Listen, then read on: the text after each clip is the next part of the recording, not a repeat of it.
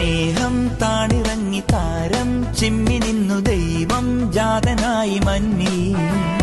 പുണ്യം നിറച്ചു ഉള്ളം പാദം പുണർന്നു നൽകി സ്വർഗം പങ്കുവച്ചു നൽകാം. ഈശോ മിശിഹായ്ക്ക് സ്തുതിയായിരിക്കട്ടെ. ഉണ്ണീശോയെ വരവേൽക്കുവാൻ നാം 3-ാം ദിവസത്തിലേക്ക് പ്രവേശിക്കുമ്പോൾ പുൽക്കൂട്ടിലേക്കുള്ള യാത്രയിൽ ചില സന്ദേശവാഹകരെ നമ്മൾ കാണുന്നു. മാലാഖമാർ, നക്ഷത്രം, ആട്ടിടയർ, ഇവരെല്ലാം സന്ദേശവാഹകരായി കടന്നു വരികയാണ്. സ്നേഹമുള്ളവരെ, ചിലപ്പോഴെല്ലാം നമ്മുടെ ദൈവം ഇങ്ങനെയാണ് കേട്ടോ. ജീവിതത്തിൽ പലരിലൂടെയാണ് ദൈവം നമ്മോട് സംസാരിക്കുക.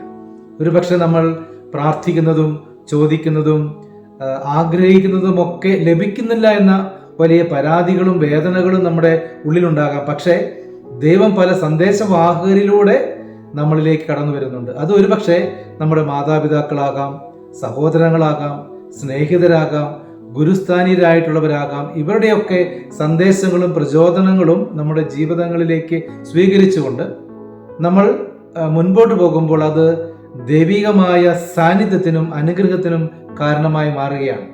ഇപ്രകാരം ഉണ്ണിയായി പിറന്ന ഈശോയെ നമ്മുടെ ജീവിതങ്ങളിലേക്ക്, ഹൃദയങ്ങളിലേക്ക് സ്വീകരിക്കുവാനായി നമുക്ക് ഒരുങ്ങാം. നല്ല ദൈവം നമ്മുടെ കൂടെ ഉണ്ടാകട്ടെ. ദൈവം എല്ലാവരെയും സമർത്ഥമായി അനുഗ്രഹിക്കട്ടെ.